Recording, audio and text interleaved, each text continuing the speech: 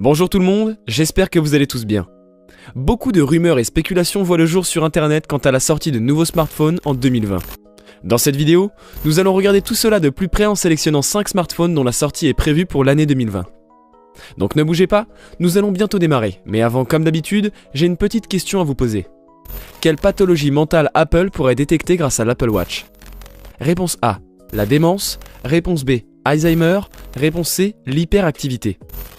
J'ai ma petite idée, mais je vous donnerai la réponse un peu plus tard dans la vidéo.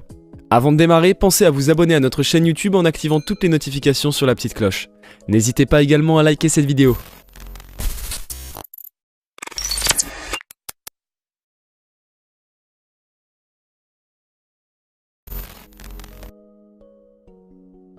L'iPhone 11 d'Apple est encore dans les fils d'actualité et nous nous demandons déjà ce que Tim Cook a en réserve pour l'inévitable iPhone 12 de 2020. Une chose est certaine, c'est que l'iPhone 11 s'améliore par rapport à ses prédécesseurs et Apple tient à concevoir un smartphone qui restera dans les esprits. On le sait déjà, mais Apple tient très strictement à son calendrier en ce qui concerne ses lancements de téléphone. Par exemple, la série iPhone 11 a été lancée le mardi 10 septembre 2019 et cette date a été la date de sortie semi-officielle de presque tous les iPhones depuis l'iPhone 5S. Donc le lancement pourrait avoir lieu du 7 au 13 septembre, bien que traditionnellement, les iPhones soient lancés dans la dernière moitié de la semaine. En tant que tel, l'iPhone 12 devrait être lancé le 8 septembre 2020. Les amis, prenez vos agendas.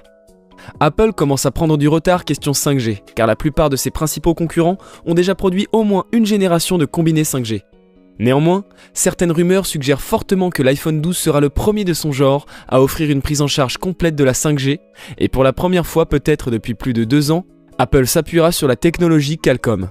Apple aurait réussi à régler un différend de 2 ans avec Qualcomm concernant la fourniture de modems 5G cet été. Enfin, Apple se met à l'essai sur quelque chose de nouveau cette année. Les iPhone 11 Pro et 11 Pro Max restent des appareils haut de gamme et à prix élevé, à partir de 1200 et 1330 euros. Cependant, avec la sortie de l'iPhone XR avec un prix de départ de 845 euros, on peut espérer une révision du prix de vente.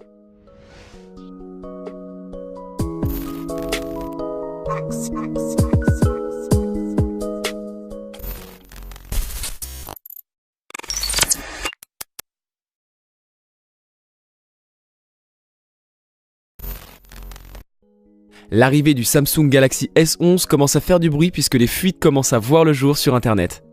Bien que non confirmée, la date est plus ou moins prévisible puisque les Galaxy S9 et S10 ont été officiellement annoncés chez Samsung en février 2018 et 2019, puis vendus en mars de la même année.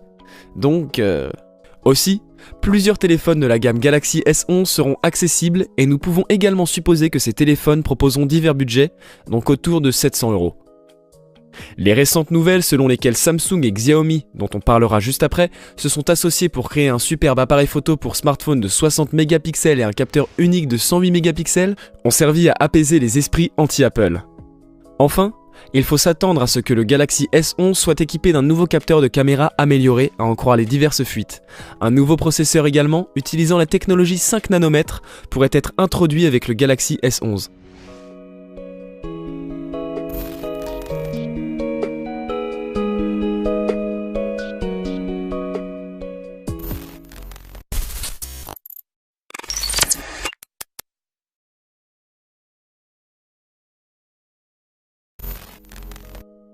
Au cours du premier trimestre de 2020 aura lieu la présentation officielle du smartphone Xiaomi Mi 10, qui promet d'être le téléphone le plus avancé de la société jamais mis sur le marché.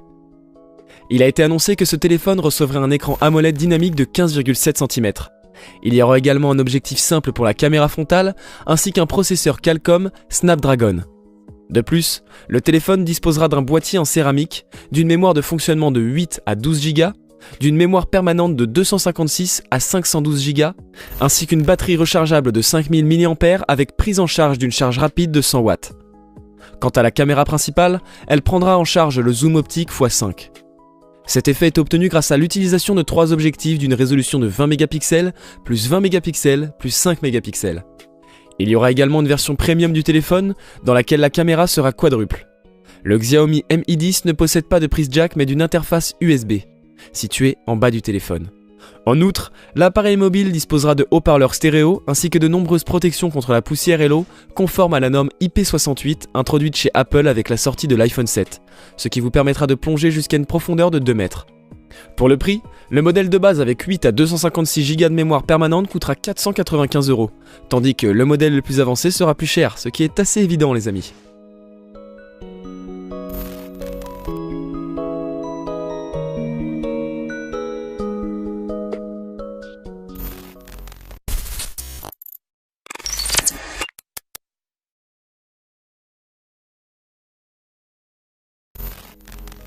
Le OnePlus 8 arrive et s'en tient à un calendrier strict de 2 lancements par an. Le OnePlus 7T a été officiellement annoncé lors du lancement de la société en Inde en septembre, tandis que les OnePlus 7 et 7 Pro sont disponibles depuis le mois de mai. Pour l'instant, le OnePlus 8 n'est qu'une légende urbaine, mais il n'est jamais trop tôt pour rassembler les sources et émettre des hypothèses. Cependant, à l'inverse des autres fabricants de smartphones, OnePlus n'a pas d'événement annuel régulier au cours duquel il annonce de nouveaux appareils, ce qui rend les prédictions assez difficiles. Ce que nous pouvons dire, c'est qu'une fois le OnePlus 8 dévoilé, il le sera presque certainement quelques semaines après l'annonce, comme cela a été le cas pour tous les autres téléphones. Le nouveau modèle à variante T comprendrait le processeur Qualcomm Snapdragon 855+, conçu à l'origine pour les jeux. En plus de ça, OnePlus a ajouté sa propre version de Google Pay à l'appareil, nommée OnePlus Pay, pour permettre le paiement sans contact. Par contre, la fonctionnalité a été annoncée lors du lancement en Inde et n'est disponible que là-bas pour le moment. La batterie est également un sujet intéressant, puisque c'est ce que les utilisateurs recherchent en premier. Une nouvelle version de Warp Charge 30 Fast Charging devrait fonctionner 20% plus vite, ce qui signifie que l'appareil pourrait se charger complètement en moins d'1 heure. Il est probable que OnePlus lui-même n'a pas encore décidé du prix du OnePlus 8, mais on peut imaginer qu'il se situera dans une gamme similaire à la dernière gamme de téléphones OnePlus 7 de la société, soit environ 750 €.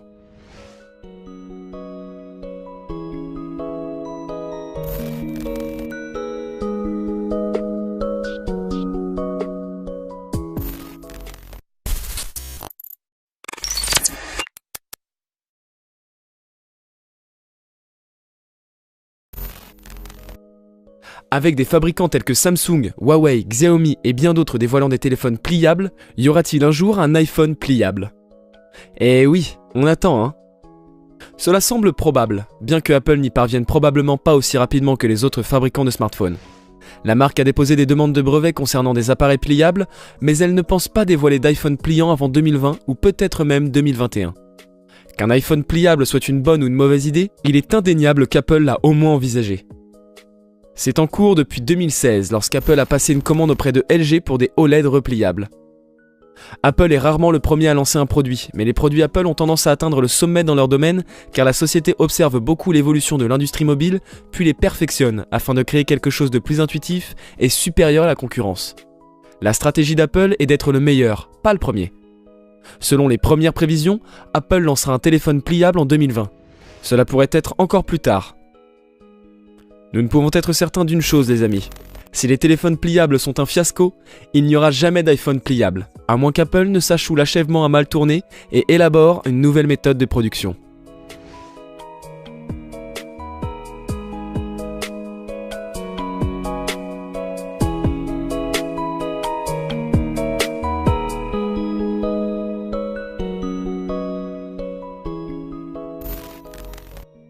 Nous allons désormais aborder la question posée en début de vidéo, soit quelle pathologie mentale Apple pourrait détecter grâce à l'Apple Watch? Eh bien, la réponse est la réponse A. La grande firme multinationale Apple et le mastodonte de l'industrie pharmaceutique Eli Lilly veulent lutter contre la démence de façon précoce grâce à la technologie. Grâce à un iPhone, une Apple Watch et diverses applications, les scientifiques arrivent à savoir si les personnes bougent, mangent et dorment bien afin d'observer leur style de vie et définir la qualité de leur motricité fine et de leur langage. Voilà, c'est tout pour aujourd'hui. J'espère que cela vous a plu et si la réponse est oui, n'oubliez pas de liker la vidéo. De plus, si mes contenus vous plaisent, vous pouvez vous abonner à la chaîne sans oublier d'activer la cloche des notifications pour être informé de toutes les nouveautés. D'ailleurs, c'est à vous. Quel produit vous a le plus plu? En attendant la prochaine vidéo, je vous dis à bientôt. Ciao!